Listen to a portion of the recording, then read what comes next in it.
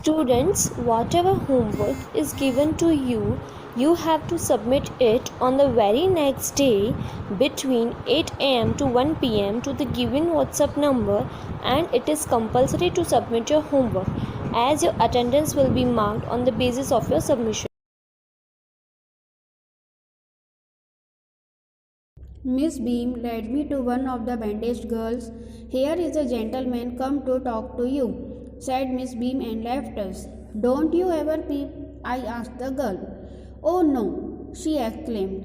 "That would be cheating." But I had no idea it was so awful to be blind.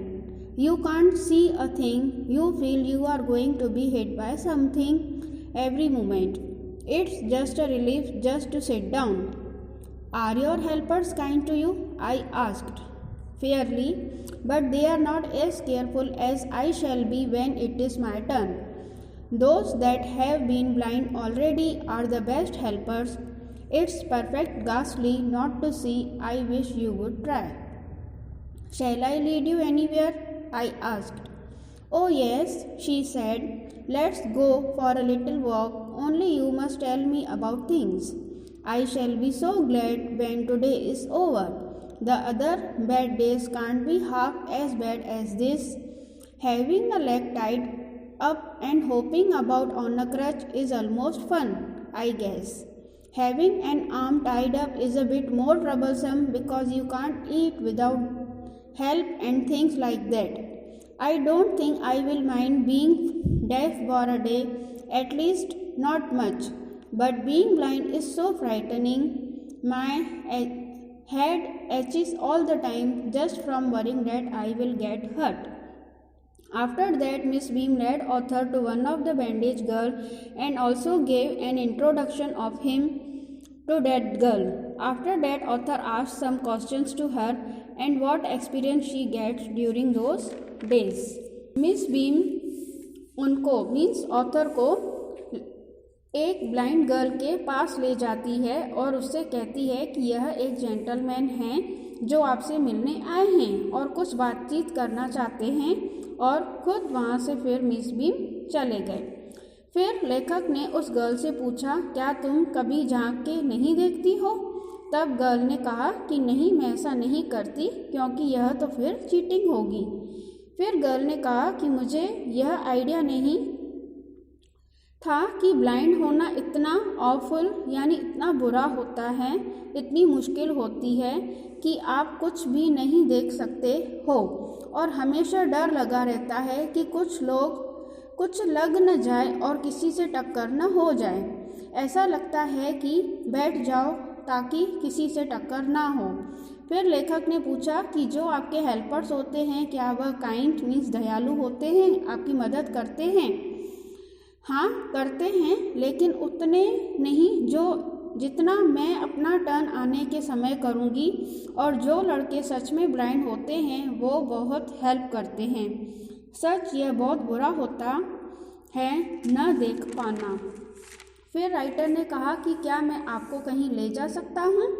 Girl ने कहा, "हाँ, चलिए कुछ walk करते हैं, राउंड मारते हैं, बस आपको बताना पड़ेगा कि आसपास क्या क्या है।" गर्ल ने कहा कि मुझे बहुत खुशी होगी जब यह दिन पूरा होगा। वह यह भी कहती है कि बाकी सारे दिन इतने बुरे नहीं होते जितने कि यह। फिर गर्ल ने यह भी कहा कि एक लेग को बांधना और क्रच पकड़कर चलना शायद मज़ा आता होगा।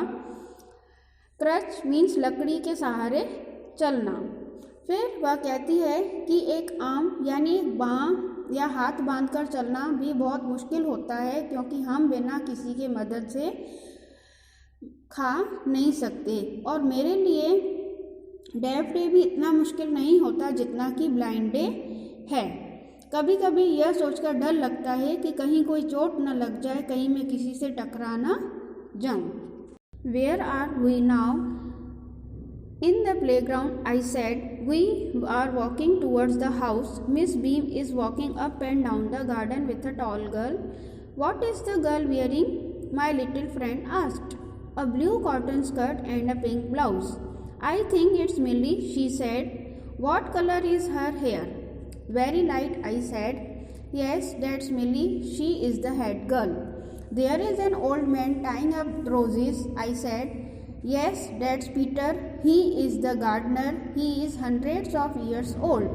And here comes a girl with curly red hair. She is on crutches. That's Anita, she said. And so we walked on. Gradually, I discovered that I was 10 times more thoughtful than I ever thought I could be. I also realized that if I had to describe people and things to someone else, it made them more interesting to me. When I finally had to leave, I told Miss Beam that I was very sorry to go. Ah, she replied, then there is something in my system after all. And in the end, she was walking along with him and he was telling about all the things surrounding them.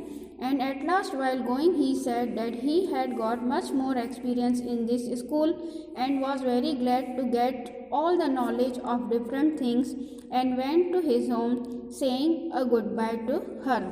फिर girl लेखक से पूछती है कि अब हम कहाँ हैं। लेखक ने कहा कि प्लेग्राउंड में हैं, हम सब घर की तरफ चल रहे हैं और मिस बीम एक टॉल गर्ल के साथ ऊपर और नीचे वॉक कर रही हैं। फिर गर्ल ने लेखक से पूछा कि उस टॉल गर्ल ने क्या पहना है। लेखक ने कहा ब्लू कॉटन स्कर्ट और पिंक ब्लाउज पहना है। फिर गर्ल ने कहा कि हाँ, मुझे लगता है कि यह मिली है और पूछा उसके बालों का रंग क्या है। लेखक ने कहा वेरी लाइट, बहुत हल्का रंग है बालों का। फिर गर्ल ने कहा कि हाँ, ये मिली होगी और वह हमारी हेड गर्ल है। फिर लेखक ने बताया कि उधर एक ओल्ड मैन है, यानी बूढ़ा आदमी है जो गुलाब के फूलों को बांध रहा है। फिर गर्ल ने कहा कि हाँ, वो पीटर है, वो माली है और वो 100 साल के हैं, 100 साल जितने हैं। फिर लेखक ने बताया कि अब एक गर्ल आ रही है जिसके बाल लाल रंग के हैं और वह क्रचिस मीन्स जो चल नहीं पाते हैं और लकड़ी की मदद से चलते हैं, वह आ रही है। फिर गर्ल ने कहा कि हाँ, वह अनीता होगी। लेखक और गर्ल आगे की ओर बढ़े। लेखक ने तब लड़की से कहा कि मैंने यहाँ पर बहुत कुछ जान पाया और उन्होंने कहा कि आज 10 गुना ज़्यादा समझदार हो गया हूँ और मेरे विचार भी बहुत अच्छे हुए हैं। मुझे बहुत अच्छा लगा कि आज मैं यहाँ सब कुछ जान पाया और मैं बाकी सब लोगों को भी बहुत अच्छे से जानकारी दे पाऊँगा।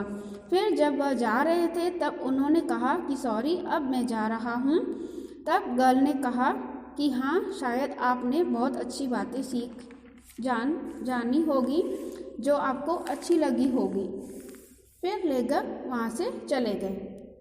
Okay, so my dear children, hope you all have understood this lesson properly, and I hope you too will apply these moral values in your lives. So always have a kind, loving and helpful nature. Okay, thanks. Have a nice